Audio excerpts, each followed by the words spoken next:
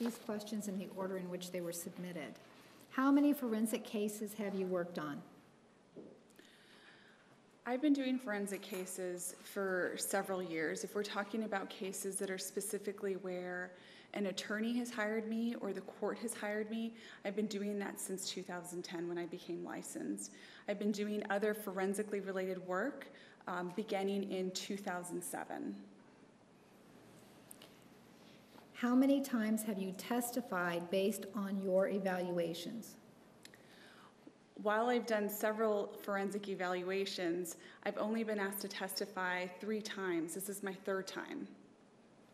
How many cases involved abuse? If this is specific to forensic cases or in general, several of my general evaluations, it's commonly the case that abuse is involved, whether it's child abuse, sexual abuse, or domestic violence. If it's related to forensic cases, I'll need a second to think. Hypothetically, if a person suffered PTSD because of a bear attack while hiking, would you throw out their PDS test if they lied and said it was a tiger? Yes, those would be different events. A lot of times what you see with PTSD is that there's different triggering events that remind them of the trauma. So I would expect that a bear and a tiger would look different, smell different, act different, and the subsequent symptoms would be associated with those variables, with those differences among them. So I would say that they were different and that I would. Would the person be answering the question the same regardless of whether they call the animal a bear or a tiger? Can you ask that again? Would the person be answering the questions on the PDS the same regardless of whether they call the animal a bear or a tiger? They would be answering it very different. Do you believe absolutely that it is possible to remain purely unbiased in an evaluation once compassion creeps in?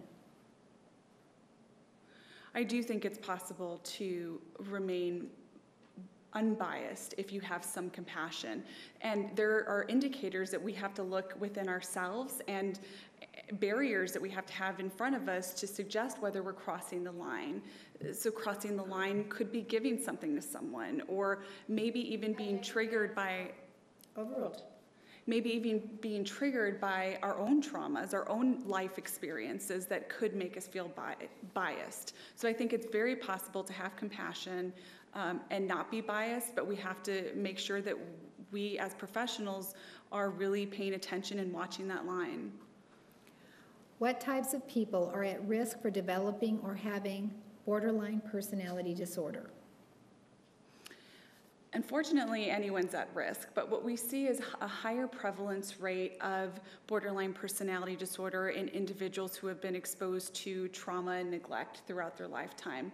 One of the important variables that's often talked about in the literature is this idea of being invalidated by family members and by parents. What invalidation means is if the person says, for example, let's say a child is riding their bike and they fall and they hurt their knee, and they're crying because their knee hurts. An example of an invalidation would be a parent saying, "Your knee doesn't hurt, you're fine." They're invalidating their emotions, they're invalidating their experiences. When we see that happening frequently throughout their childhood, that tends to increase the chances that they'll develop borderline personality disorder. In the interview Jodi gave, where she stated, "Mark my words, no jury will ever convict me," do you feel that is part of a borderline personality disorder, especially since she is smiling when she said it? I think that's another example of self-esteem. And it's also an example of that immaturity that I talked about before, making these immature statements. Overruled. These immature statements that are often seen in people with borderline personality disorder. I do think that that's consistent. Wouldn't taking the camera, rather than leaving it, show more organizational thinking capabilities?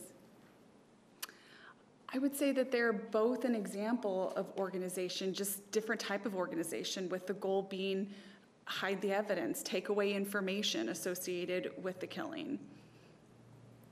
When asked by defense about efforts to avoid real or imagined abandonment, You stated you had other examples for this category that did not involve Travis.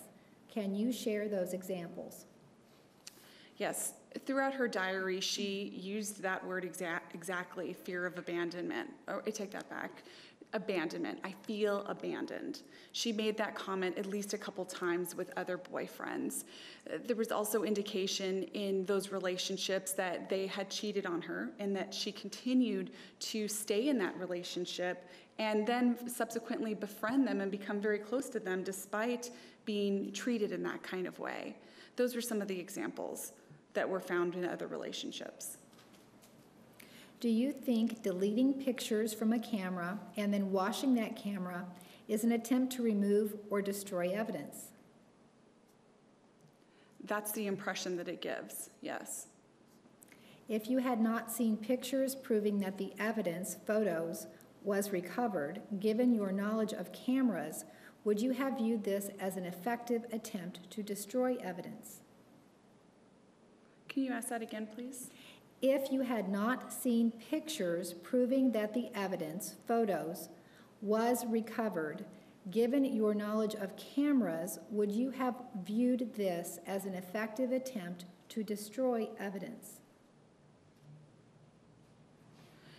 Of putting it, yes. My knowledge of cameras is that if you put it in water, that it would be destroyed and that we wouldn't expect the camera to continue to work and that the memory card would be destroyed. But again, my knowledge of cameras is probably that of the average person. In your opinion, is it normal for a person who is incarcerated to be depressed and have anxiety? Yes, I've worked with many individuals who are incarcerated. Interestingly, you don't consistently see it in all of them, but certainly it's not something that's outside of the scope of what we would expect to see in someone who has a significant change in environment, living, at home and then all of a sudden being controlled in a jail setting. It's a big difference, and I would expect to see some changes. Do you consider Jodi stabbing, shooting, and slitting Travis's throat to be a traumatic event? That certainly is an event that could be considered traumatic. The variables that would be important to me to know is how she experienced the event. Objection beyond scope. Overruled. Yes or no question? Overruled. You may continue. PTSD, traumatic events that are associated with PTSD, we look for the person's response to it. Did they experience horror? Did they experience fear associated with the event?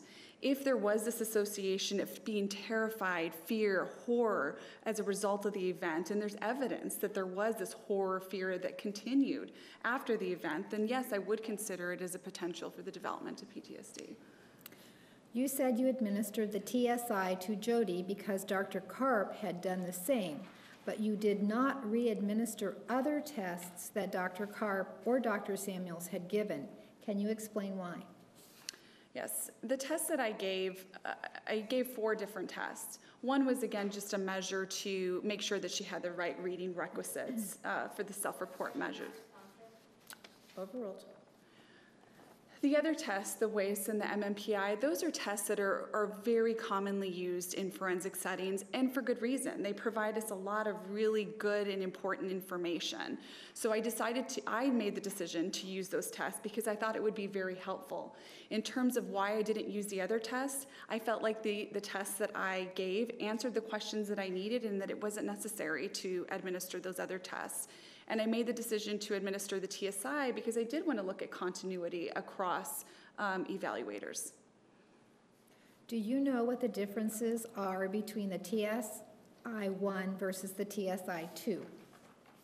There's slight differences in terms of scale scores. I have not used the TSI-2, so I'm not as familiar as I am with the TSI-1. And there's updated norms also. Regarding the PDS answer sheet, exhibit number 555, do you know whose handwriting is on the PDS answer sheet? Mr. Martinez, do you have exhibit 555? Thank you.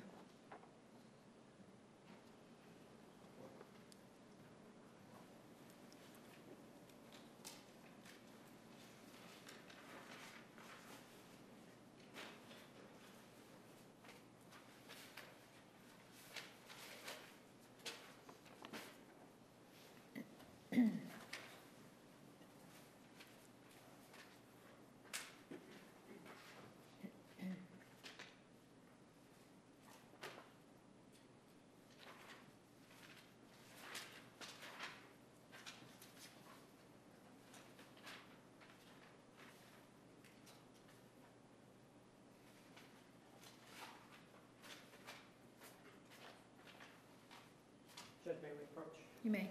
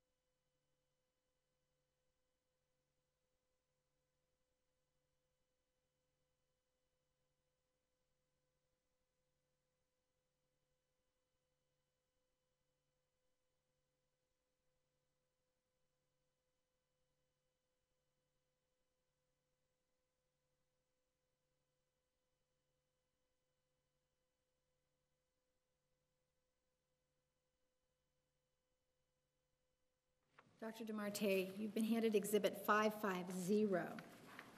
Do you know whose handwriting is on that answer sheet? I would have to make the assumption that this is, Objection, speculation. Sustained.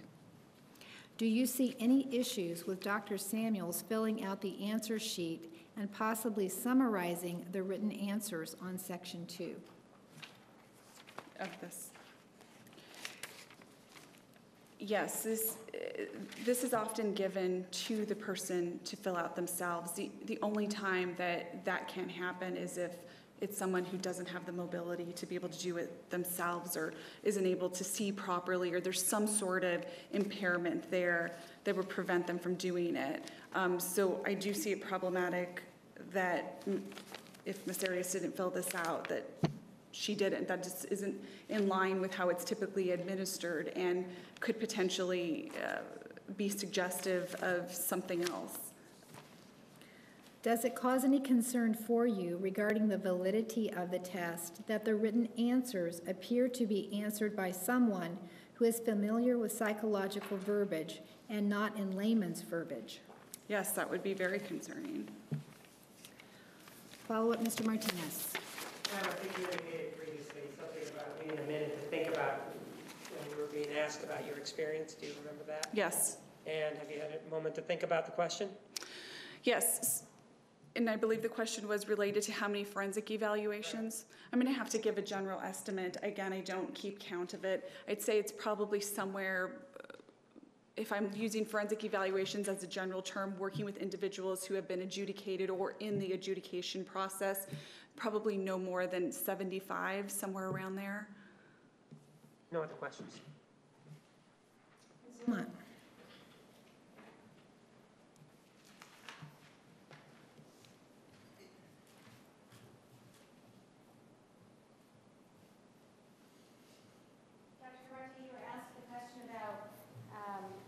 Talking about her feelings of abandonment, and one of the reasons that you thought that she fulfills that criteria was because she stayed in a relationship where the man was cheating on her. That she would continue to stay, right? Yes. And continuing to stay in a relationship where a man is cheating on you, that's also a sign of low self-esteem, isn't it? It could potentially.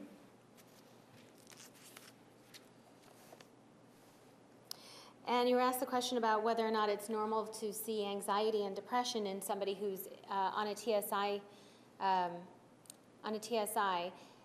trauma symptom inventory when the person's in custody. Do you remember that question? Is it normal to see anxiety and depression? I don't know that it was specific to the TSI. Was that the way it was posed? I think it was just, the question was anxiety and depression. Okay, well, that's fine. Okay. Is it normal? So you answered that it's normal to see anxiety and depression in somebody who is in custody, right? I said that I've seen it in some people and not in all, but it wouldn't be uncommon. Okay.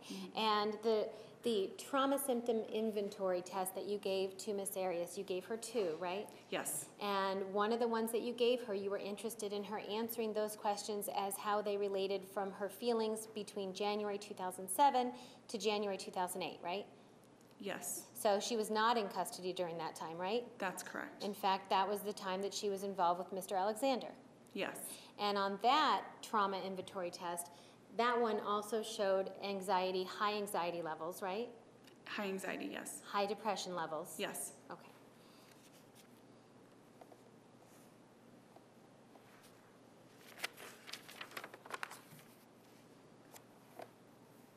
And you were asked the question about the differences between the TSI-1 and the TSI-2, right? Yes. And you answered that you have not even used the TSI-2, is that right? That's correct. And the TSI-2, that's been out and available for at least 3 years now, right? I'm not sure. I'm sorry, the 2 years. I'm not sure the exact time. Well, you gave the TSI-1 to Miss Arias, right? Yes. And you did that in 2011? Yes. Is that right? Yes. So you gave that to her in 2011, but you were aware that the TSI-2 was available at that time, right? I wasn't aware at that time. I thought you knew that you just didn't have it because the people you worked for didn't purchase it yet. I learned about that afterwards. They were the ones that were in charge of purchasing the tests. At that time, I didn't know that a new one had just been released. I had afterwards found out that one had just been released. Okay, so now you're telling me that you did know that a new one had been released in 2011. I don't know the date of when it was released. I knew it was released. In 2011? I just said I don't know the date that it was released. I thought you just said that you found out later from it that the owners of Bayless just chose not to buy the TSI-2 at the time that you gave it to Miss Arias, and that's why you didn't have it. I'd like to clarify. Isn't that what you just said? I'd like to clarify. Did you not say that? I'm getting a little confused by the verbiage that the way you're phrasing your questions. Okay, all right. When you gave the TSI-1 to Miss Arias, right? Yes. Okay, that was in 2011, correct? Yes. And when you gave that to her, you told us before that you did not use the TSI-2, right? Right. Okay, and you told us that you did not use the TSI-2 because your employer at the time did not get it yet. Is that correct? That they did not buy it, yes. Yes, okay. So that would stand to reason then that the TSI-2 was available in 2011. I believe it was. Okay, and so what you're telling us then today also then is that since 2011 you haven't given the TSI-2 ever, right? No, I have. You've given the TSI-2? Yes. No, I'm sorry. The TSI-1. Okay, all right. Yes. So you've never used the TSI-2? That is correct. Okay. So you've never used the updated test then? I have not used the updated test. Have you given the TSI-1 since 2011? Not recently, but yes, in 2011. Just in 2011? I've used it while I was at Bayless still, so I left there in August of 2012 and would use it. Okay, so you haven't used it since 2012 then? Yes, correct. Okay. And you were asked a question about handwriting on... I have Oh, it. you have it? On the PDF list, right? Yes. Okay.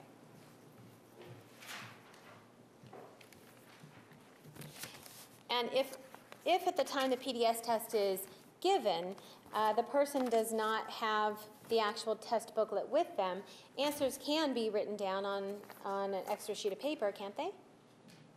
I wouldn't choose to do that. But it can happen, right? Anybody can choose to do that. Okay. Showing you Exhibit 534.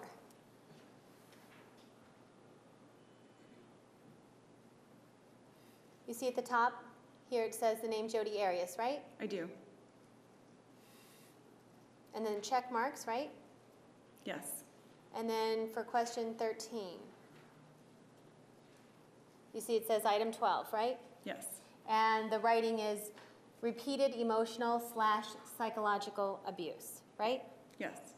And if this information is taken and copied exactly onto the PDS booklet, that wouldn't be a problem then, right? As long as it's the same information that's copied. If it was copied accurately. Okay.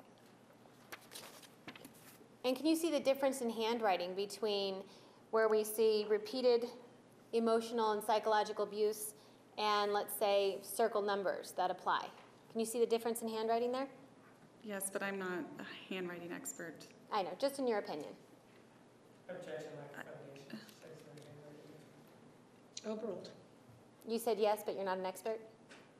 And the question is, do I see differences in Yeah, do you see a handwriting? difference in handwriting where it says item 12, repeated emotional and psychological abuse, and then just a line down where it says circle numbers that apply? I could say it looks a little different.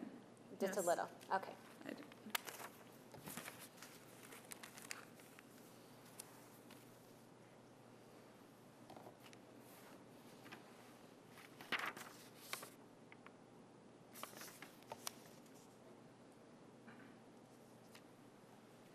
I have nothing further, thank you. Any other questions from the jury? All right, ladies and gentlemen, have any of you seen anything about this case in the media? Have you read anything, heard anything?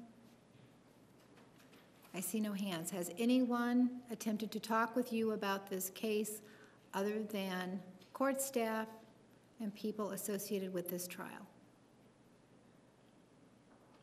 I see no hands. All right, no trial tomorrow, no trial on Monday. Tuesday, 9:30 a.m. Please remember the admonition. Are there any questions? Have a nice weekend.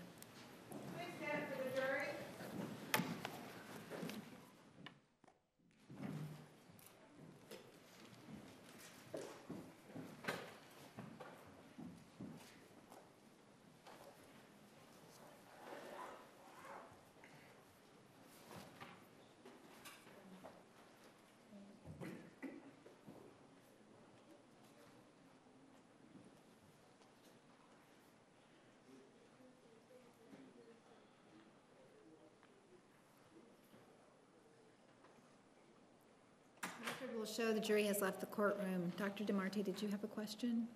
I was just going to ask about my materials that were taken. All right, we will resolve that issue here shortly. Counsel, anything else? No, thank you. All right, we're at recess.